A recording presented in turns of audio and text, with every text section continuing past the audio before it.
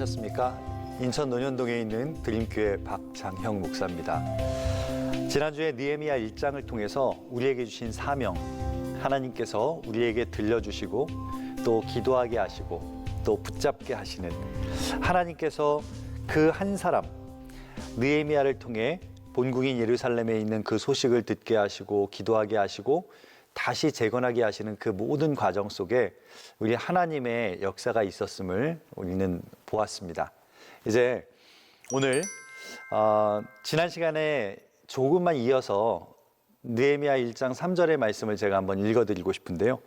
그들이 내게 이르되 사로잡힘을 면하고 남아있는 자들이 그 지방 거기에서 큰 환난을 당하고 능욕을 받으며 예루살렘 성은 허물어지고 성문은 불탔다 하는지라. 참담한 소식을 듣게 되죠. 느헤미야가 그 참담한 소식 앞에 이스라엘의 불순종, 그들의 불신앙을 회개하는 기도를 하나님 앞에 드리는 장면이 바로 느헤미야 1장에 있었던 말씀입니다. 그런 느헤미야에게 이제 예루살렘 성벽을 다시 세우는 하나님의 사명, 그 마음을 주시는데 오늘 이제 이어서 2장의 말씀을 함께 살펴보겠습니다. 2장 1절을 제가 봉독합니다. 아닥사스다 왕 제20년 니산월에 왕 앞에 포도주가 있기로 내가 그 포도주를 왕에게 드렸는데 이전에는 내가 왕 앞에서 수심이 없었더니 왕이 내게 이르시되 내가 병이 없거늘 어찌하여 얼굴에 수심이 있느냐 이는 필연 내 마음에 근심이 있음이로다 하시더라. 그때에 내가 크게 두려워하여 라고 말씀합니다. 자, 느헤미야는 예루살렘 성벽을 다시 세우는 사명을 받았지만 지금 그 자신은 페르시아라는 나라에 살고 있어요. 궁 안에서 왕을 모시고 있어요. 자, 사명은 받았는데 갈 수 없으니 하나님께서 그 마음을 주셨는데 행할 수 있는 능력이 없으니 마음 가운데 뭐가 생겼어요? 근심이 생긴 겁니다. 그가 느낀 근심은 어떤 근심일까요? 왕에게 술을 따르러 갔다가 왕이 묻습니다. 너 병이 없는데 왜 이렇게 얼굴이 어둡니? 자, 사람이 근심이 있으면 옆 사람이 압니다. 여러분, 어떤 사람이 늘 행복해 보이세요? 저 사람만 보면 늘 웃는 것 같아서 부러우세요? 아니요, 그 사람도 근심이 있습니다. 그 사람의 마음에도 아픔이 있고요. 우리 흔히 그런 얘기하죠. 웃어도 웃는 게 아니라고. 우리는 다 그런 인생을 살아갑니다. 지금 이 방송을 들으시는 여러분에게도 근심이 있으세요? 없으세요? 있습니다. 모든 사람은 살면서 근심을 갖게 되는데 사도 바울은 우리가 살아가면서 느끼는 근심을 두 가지 종류로 설명을 합니다. 고린도후서 7장에 보시면 하나님의 뜻대로 하는 근심은 후회할 것이 없는 구원에 이르게 하는 회개를 이루는 것이고 세상 근심은 사망에 이르는 것이다 라고 고린도후서 7장 10절은 말씀합니다. 하나님의 뜻대로 하는 근심, 또 하나는요 세상의 근심. 하나님의 뜻대로 하는 근심은 후회할 것 없는 구원에 이르게 하는 회개를 우리에게 가져다 주지만 세상의 근심은 우리를 멸망 가운데, 사망 가운데 이르게 한다라고 성경은 말해요. 자, 첫 번째 근심, 하나님의 뜻대로 하는 근심은 어떤 걸까요? 영어 성경에는 이것을 해석하면 경건한 슬픔이라고도 표현했는데 하나님의 뜻을 따라간 그 마음의 근심. 가령 예를 들면 사도 바울이 그런 표현을 하죠. 오호라 나는 곤고한 자로다. 누가 나를 사망의 몸에서 건져내랴. 지금 사도 바울은 근심합니다. 걱정합니다. 그게 뭐예요? 누가 나를 구원할까? 누가 나를 건져낼까? 누가 나를 이 사망의 몸에서 건져내랴라고 말하는 그 사도 바울의 근심은 바로 이 거룩한 근심이죠. 하나님의 뜻대로 하는 근심. 결국 그 근심은 회개로 이어지고 그 회개는 하나님께로 돌아가는 믿음의 구원을 이루는 그러한 근심이 됩니다. 자, 두 번째 근심은 뭐라고 말해요? 세상 근심이 있대요. 세상의 탐욕과 내 욕심을 이루지 못해서 오는 근심이요. 내가 갖고 싶은데 그것을 갖지 못해서 오는 근심이요. 내가 하고 싶은데 하고 싶은 대로 하지 못해서 오는 근심이 있습니다. 열왕기서에 보면 아합 왕이 왕궁에서 이렇게 보니까 나봇의 포도원이 너무 좋아 보이는 거예요. 그 포도원이 풍성해 보이고 참 그 땅이 기름져 보이고 그래서 그 나봇의 포도원이 너무 갖고 싶은데 나봇에게 사람을 보내서 팔아라. 안 팔죠. 그러니까 어떻게 돼요? 병이 나잖아요. 그 포도나무, 그 포도가 너무 탐이 나서 그 나봇 포도원을 뺏고 싶은데 팔질 않으니 그날부터 밥도 안 먹고 금식을 합니다. 자, 아내 이세벨이 말합니다. 왜 그러느냐고. 자, 왕이 웬만해서는 저런 근심을 갖지 않을 텐데 밥도 먹지 않고 근심하니까 묻는 거예요. 옆 사람이 알죠? 자, 그때에 이 왕은 내가 저 나봇의 포도원을 너무 갖고 싶은데 저가 팔지 않으니 내가 이런다라고 말합니다. 그때 어떻게 해요? 거짓 증인을 내세우고 죄를 그에게 뒤집어 씌운 뒤에 그를 죽여서 그 땅을 빼앗습니다. 어떻게 되나요? 하나님은 결국 그들을 심판하셔서 아합 왕을 죽여버리시죠. 이것이 세상의 근심에서 오는 결과입니다. 성경에서 말하는 두 가지 근심, 하나는 하나님의 뜻대로 하는 근심, 또 하나는 내 탐욕과 욕심을 따라가려는 근심. 그런데 이 두 번째 근심은요, 저와 여러분이 노력하지 않아도 우리 마음 안에서 저절로 우러나는 그런 근심입니다.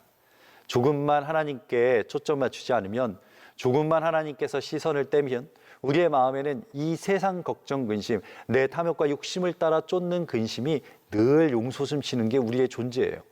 그러면 오늘 제가 여러분과 같이 나누고 싶은 근심은 뭘까요? 예, 첫 번째, 하나님 뜻대로 하는 근심이겠죠.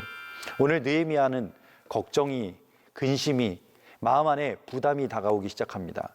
하나님의 사명을 분명히 내가 들었고 그것을 확증했고 그 확증 가운데 지금 가야 하는데 능력이 없으니 내가 어떻게 이것을 감당할 수 있겠습니까? 하나님의 뜻을 이루지 못하는 근심.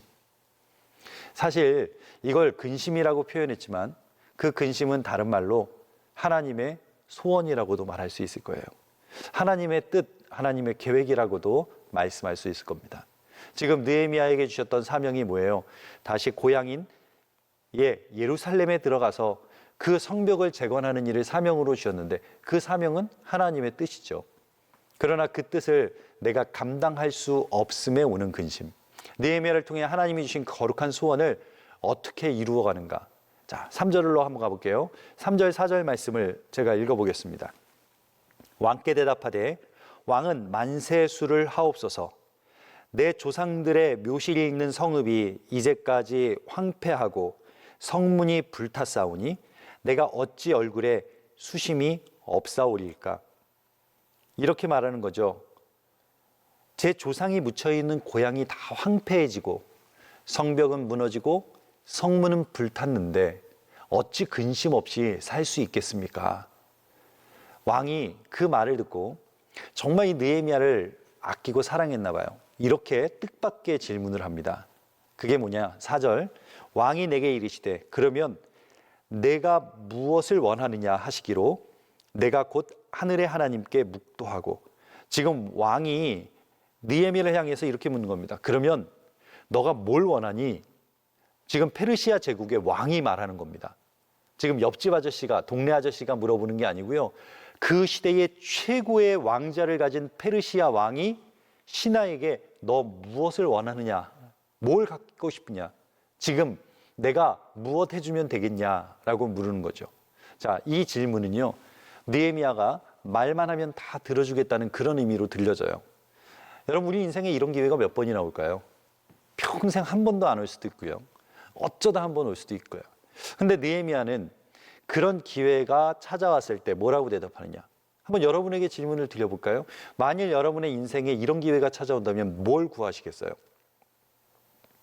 혹이라도 만약에 느헤미야가 평소에 눈독 들여놨던 야, 이거 당첨만 되면 바로 2배 뛴다.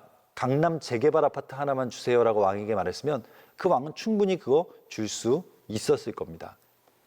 또 왕이시여, 제가 은퇴하면 평생을 살아야 되는데 그 평생을 살 수 있는 금괴 1톤만 주세요라고 해도 그 당시에 페르시아 왕이라면 충분히 그것 줄 수 있었을 겁니다. 그런데 그는 그것을 구하지 않아요. 우리가 마음에 둔 하나님의 소원, 거룩한 그 근심을 가지고 사는 사람은요, 때로는 이방 나라의 왕을 통해서라도 하나님 그 기회를 열어주세요. 우리가 하나님의 일을 행할 때, 하나님의 소원을 따라갈 때, 또 하나님께서 맡겨주신 일을 할 때 내가 생각지도 못했던 정말 좋은 기회가 올 때가 있습니다. 그때 하나님의 소원을 구하느냐, 나의 소원을 구하느냐. 이게 이제 저와 여러분 앞에 놓인 갈림길이잖아요. 그때 자기의 유익을 구하면 안 됩니다. 자기의 유익을 구하면 바로 세상 근심으로 사는 자고 그 결말은 사망이라고 성경은 말하죠. 제가 몇 년 전에 서울에 있는 아주 좋은 교회에서 담임 목사 청빙 오퍼가 왔었어요. 청빙 위원장 장로님이 전화를 하셨는데 제가 저를 어떻게 알고 전화하셨습니까? 그랬더니 그분이 그렇게 이야기하시더라고요. 제가 지금의 교회에 부임하고 3년 동안 놀라운 부흥을 했다는 이야기를 듣고 우리 교회도 그런 젊은 목사님이 필요하다라고 말씀을 하시는 거예요. 제가 겸손하게 말씀드렸어요. 저희는 신도시에 있어서 그냥 저절로 된 겁니다. 그랬더니 그분이 그렇게 말씀하세요. 자기가 다 알아보셨다는 거예요. 그러면 인천 논현동에 있는 교회가 다 그렇게 부흥했습니까? 아니죠. 목사님께서 목회를 잘하셨다고 들었습니다. 제가 어떻게 했을까요? 오늘 느헤미야처럼 잠깐 기도하고 고민도 안 하고 거절의 표현을 했습니다. 사실 저는 이 교회가 제 모교회입니다. 저를 신학생으로 낳아주고 또 정말 철없던 그 청년을 목회자로 키워준 어머니 교회가 저는 이 교회입니다. 그러나 교회가 어려움을 당하고 저는 캐나다에서 목회를 하고 있을 때 하나님께서 다시 교회를 회복시키는, 다시 교회를 살리는 저에게 주신 하나님의 사명 거룩한 근심으로 다가왔을 때 제가 아내에게 이야기했어요. 모교회에서 오라고 하면 어떻게 하겠냐. 저희 집사람이요, 안 가겠대요. 여러분 아실지 모르겠지만 캐나다는 가장 살기 좋은 사람들이 여자입니다. 여자들에게는 정말 천국이죠. 그 다음이 아이들입니다. 아이들에게는 그런 나라가 없습니다. 그 다음은요, 개들입니다. 개들의 천국이고요. 그 다음이 남자입니다. 그러니까 아내나 아이들은 굳이 남편을 따라 아빠를 따라 가지 않아도 충분히 행복한 상황 속에 살고 있는 거예요. 그때 새벽 기도를 하는 중에 하나님께서 저에게 그런 마음을 주셨습니다. 정말 어렵게 그 아들을 키워낸 어머니가 불치의 병이 걸렸는데 그 어머니의 뒷바라지와 헌신으로 좋은 의사가 된 아들이 대학병원에 의사로 가느냐, 아니면 지금 불치의 병이 걸린 어머니의 병을 고치러 가느냐를 고민할 그런 아들이 누가 있겠습니까? 저에게는 그것이 선택의 문제가 아니었습니다. 저에게는 마땅히 가야 할 자리였고 그 교회의 환경과 상황이 너무나 어렵고 힘들었지만, 아니 어떻게 보면 제가 가장 싫어하는 환경일 수도 있지만, 그러나 그곳은 내가 가야만 하는 자리로 저에게는 느껴졌습니다. 제가 그 새벽 기도 후에 집사람에게, 아내에게 그런 이야기를 들려줬더니 그날 짐을 싸더라고요. 만약에 저에게 이 교회가 다른 교회로 가기 위한 발판이었다면 저는 그 제안을 받았을 겁니다. 그럴 것 같았으면 저에게는 세상 근심이 있었겠죠. 그러나 저에게는 이 교회의 목회가 그런 목회는 아니었습니다. 저에게는 그 어머니를 살리는 가장 보람된 자리가 제가 서 있는 자리였고, 저는 이 교회에서 정말 같이 사역할 교역자도 없는 상황, 또 어르신들만 남아있는 정말 적은 수의 분들만 남아있는 그런 상황에서 밤낮 없이 뛰는 그 목회가 너무나 감사하고 또 기뻤습니다. 만일 다른 교회를 가기 위한 발판으로만 생각했다면 저는 천당 및 999당이라고 말하는 캐나다에 계속 살고 있지 남동공단 옆에 있는 여기를 오지 않았을 것 같아요. 자, 느헤미야는 자기 인생에 한 번 만날까 말까 한 좋은 인생의 기회, 찬스를 잡았습니다. 왕이 묻는 겁니다. 뭐 해주기 원하느냐. 그때 자기의 유익을 구하지 않고요, 그 왕의 제안을 덥석 붙잡지 않고요, 하나님께서 자기에게 맡겨준 사명을 구합니다. 4절을 다시 한번 볼까요? 왕이 내게 이르시되 그러면 내가 무엇을 원하느냐 하시기로 내가 곧 하늘의 하나님께 묵도하고, 저는 그렇게 할 수 있던 비결 중에 하나가 바로 여기 있다고 생각해요. 하늘의 하나님께 뭐하고? 묵도하고. 느헤미야는 왕의 질문 앞에 자기가 원하는 것을 말하기 전에 하나님께 기도합니다. 하나님께서 사명 주셨죠? 그러니 지금 왕이 묻는 질문 앞에 대답할 때도 하나님께 구하는 겁니다. 내가 지금 감당할 능력이 없어서 내 몸은 페르시아에 있는데 예루살렘의 성벽을 재건해야 되니 내 육신의 능력으로는 감당할 수 없어서 근심했죠? 그런 그가 하나님 앞에 기도하지 않고는 그 일을 할 수가 없는 거죠. 오늘 느헤미야가 자기에게 맡겨진 그 사명을 감당할 수 있었던 첫 번째 비결은 저는 이 4절의 말씀에 있다고 생각해요.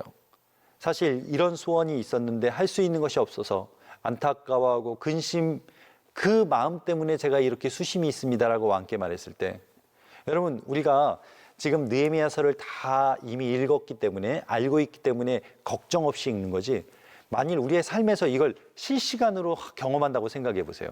왕에게 제가 고향인 예루살렘에 가서 성벽을 다시 짓겠습니다. 이게 성을 다시 짓겠습니다라거든요. 성을 짓는 건 그 땅의 왕들이 짓는 거예요.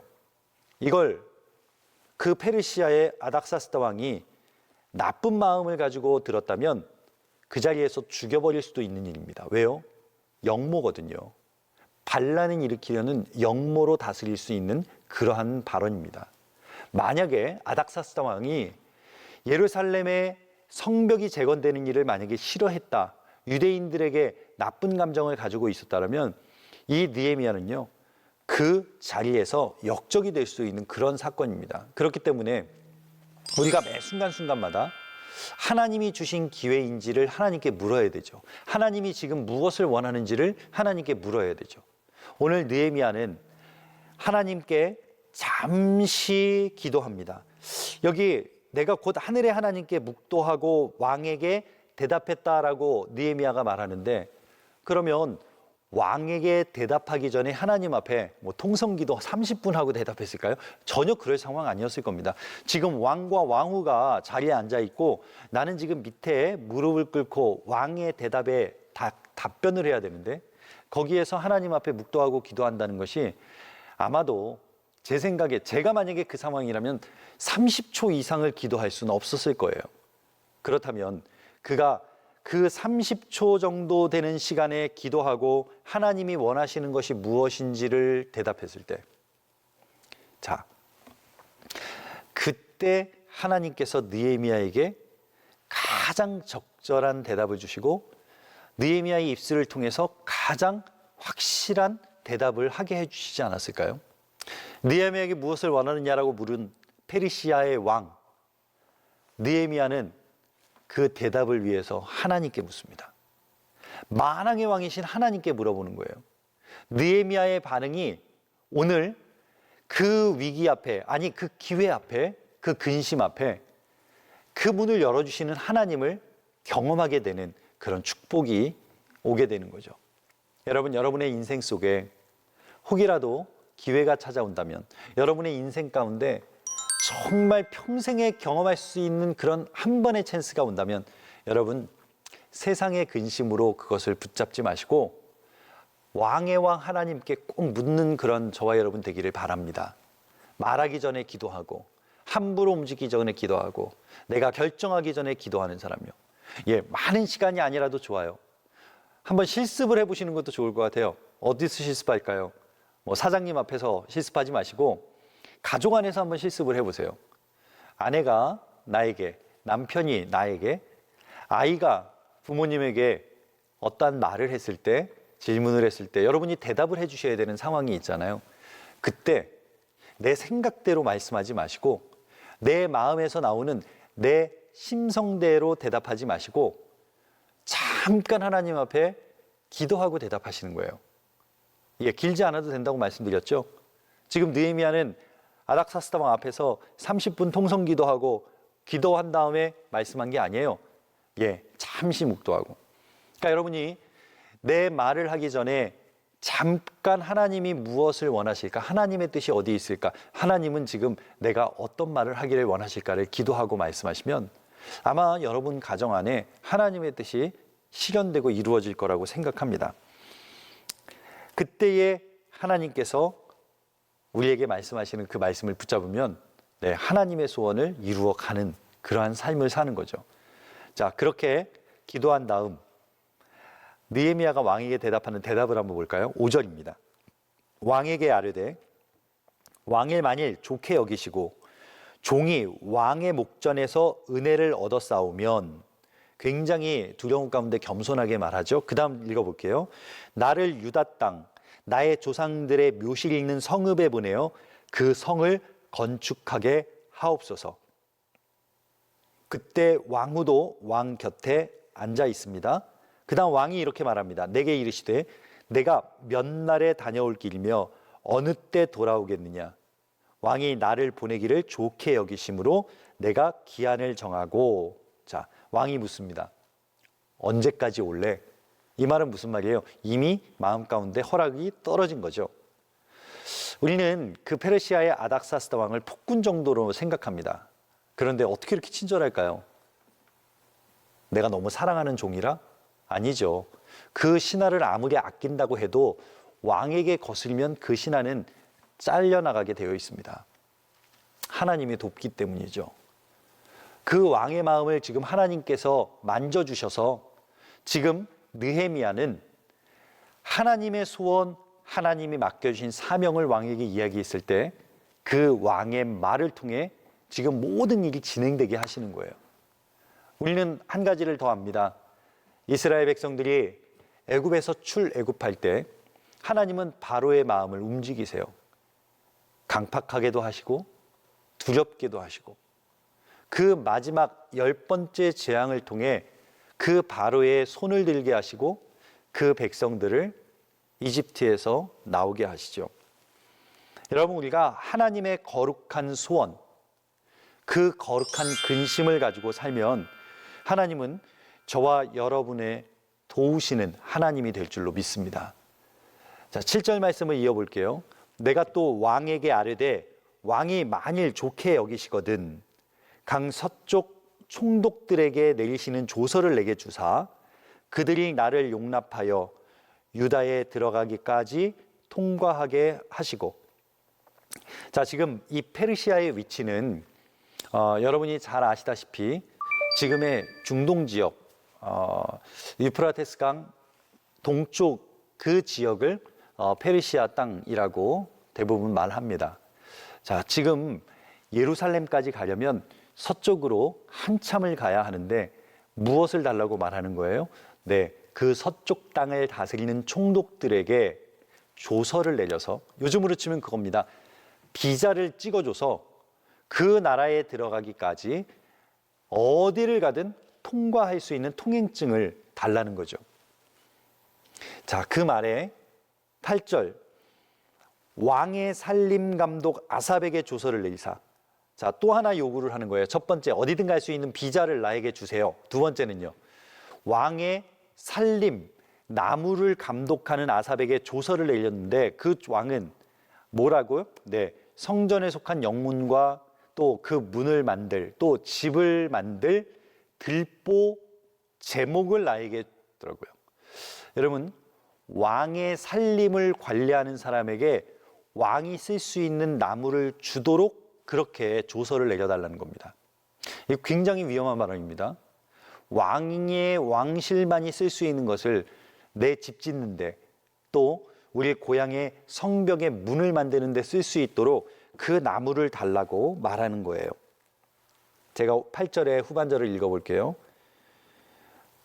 그 제목을 내게 주게 하옵소서 하매 내 하나님의 선한 손이 나를 도우심으로, 내 하나님의 선한 손이 나를 도우심으로 왕이 허락하고.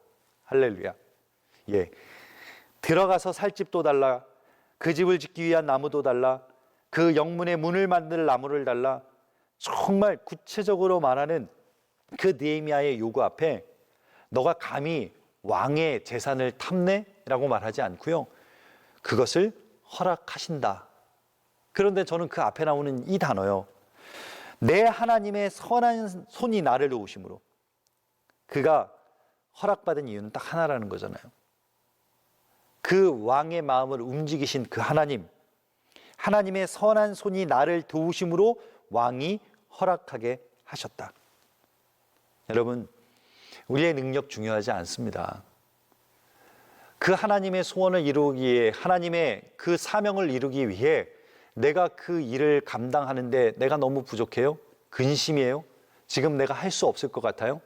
그런데 하나님이 도우시면 우리에게도 감당할 수 있는 능력이 있을 줄로 믿습니다. 오늘 느헤미야가 경험한 그 간증이에요. 하나님의 소원을 품고 나아가는 자에게 주시는 감당할 수 있는 힘.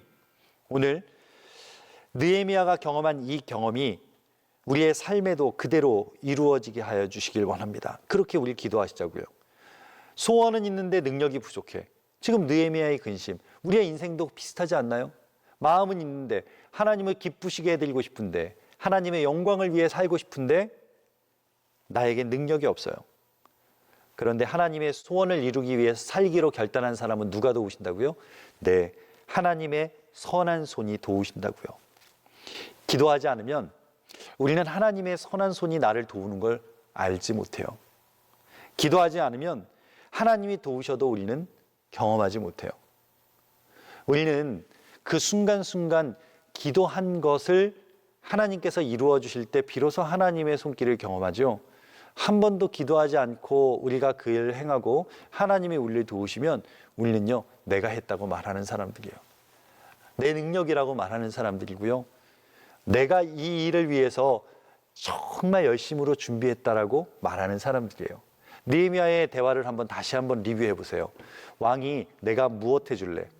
지금 느헤미야가 메모지를 가져와서 자신이 구체적으로 세운 계획들을 말한 거 아니잖아요. 왕이 그렇게 말할지도 몰랐고, 그 앞서가면 왕이 그 느헤미야의 얼굴에 근심, 수심을 보고 묻는 질문 앞에 그 자리에서 대답하는 것을 우리는 보잖아요. 누가 주신 지혜예요? 하나님이 주신 지혜예요. 통행증을 주시고 왕의 살림에서 나오는 그 제목들을 우리에게 주시고, 그 일을 통해서 하나님께서 그 예루살렘의 성벽을 재건되게 하시는 모든 과정을 이끄시는 그 하나님의 손길을 여러분 보이십니까?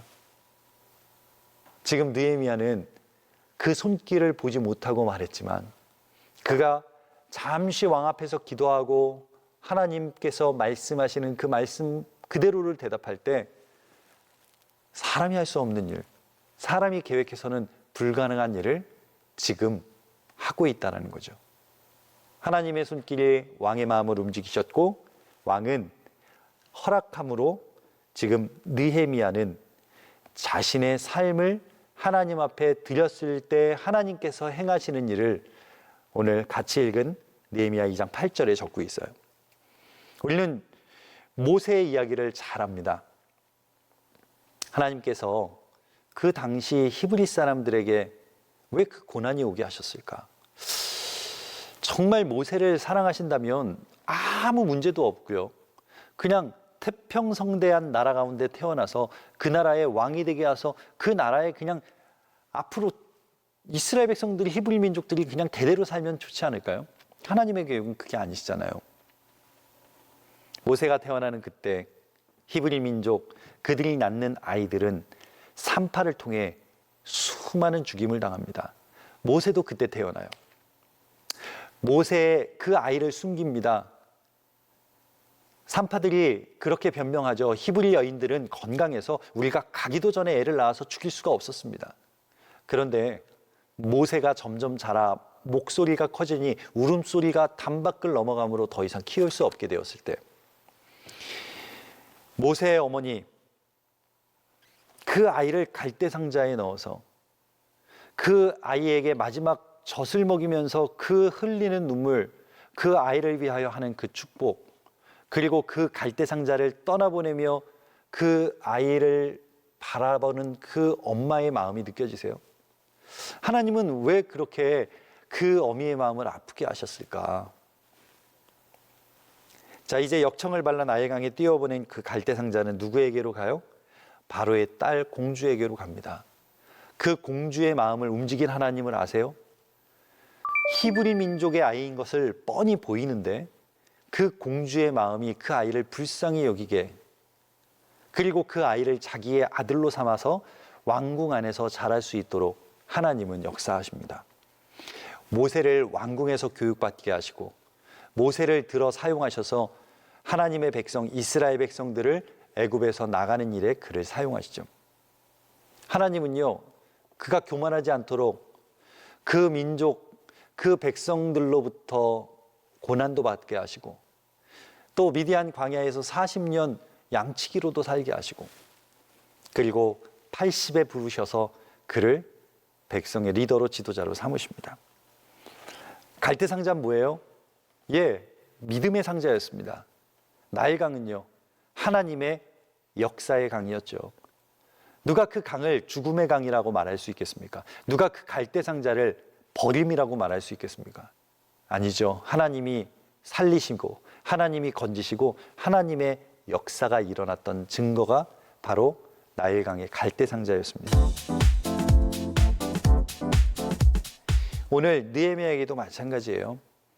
그의 삶의 걱정, 근심, 수심은 하나님께서 일하시는 또 하나의 방법이었고 그 왕의 질문과 왕에게 대답한 그 모든 대답은 하나님께서 느헤미야에게 주신 지혜였고 그 일들을 통해 또 한 번 예루살렘의 성벽이 완성되어 가기를 원하시는 하나님의 뜻을 볼 수 있어요. 자, 9절을 한번 볼까요? 이제 담대하다 못해 조금 불안해지기까지 합니다. 9절, 군대 장관과 마병을 보내어 나와 함께 하게 하시기로 내가 강 서쪽에 있는 총독들에게 이르러 왕의 조서를 전하였더니, 지금 비자 달라고 그랬죠.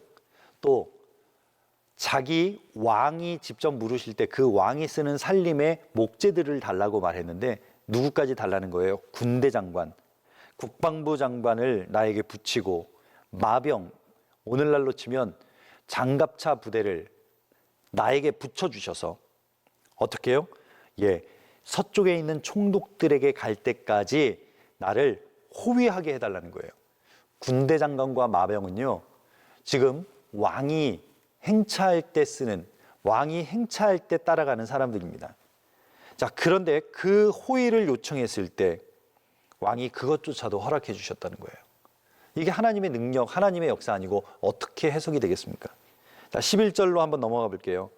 내가 예루살렘에 이르러 머문 지 사흘이 되었습니다. 그렇게 해서 예루살렘까지 잘 왔어요.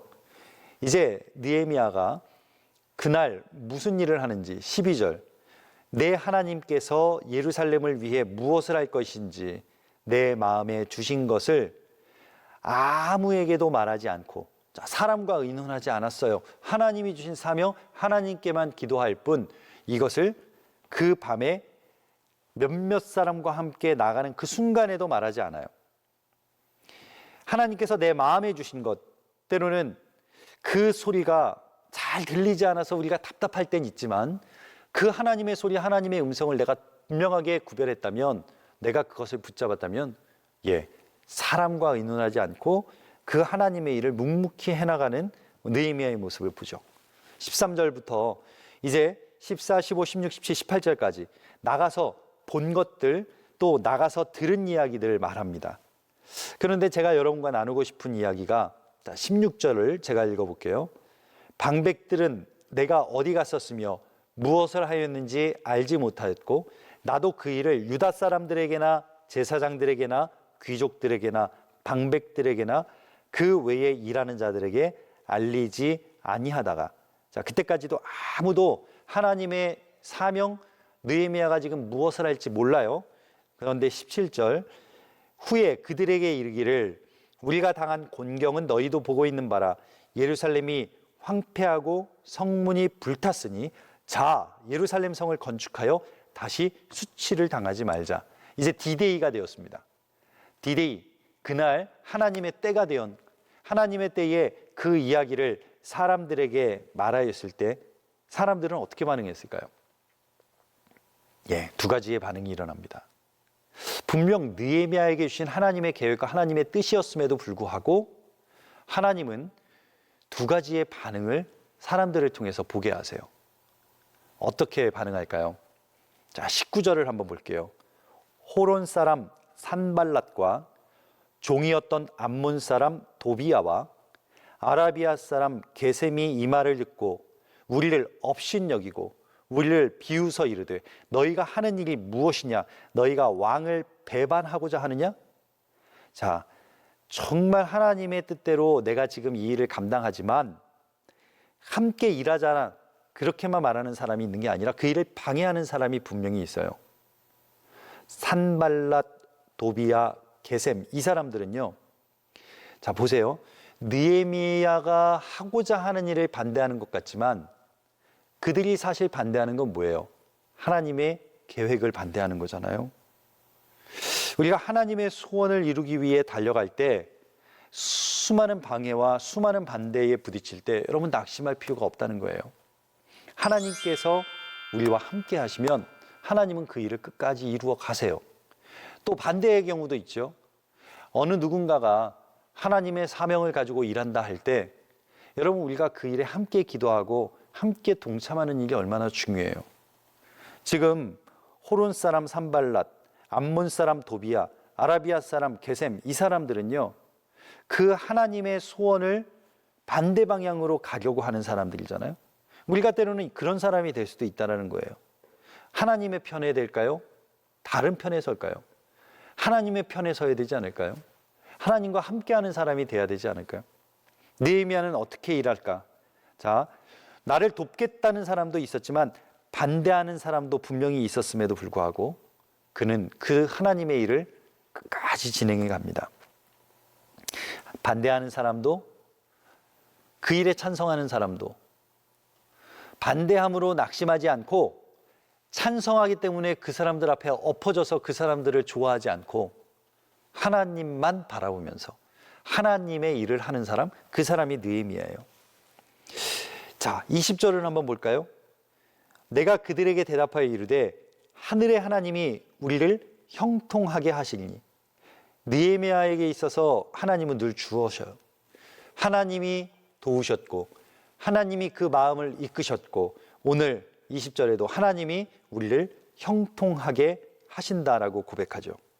따라서 하나님이 형통하게 하시면 아무리 반대하는 사람이 많아도 그 일은 해야 되는 거고요. 하나님이 형통하게 하시니 아무리 찬성하는 사람이 많아도 그 사람들 의지하는 게 아니에요. 그 사람들 입맛에 맞춰서 일하는 게 아니에요. 하나님이 원하시는 일을 내가 하겠다.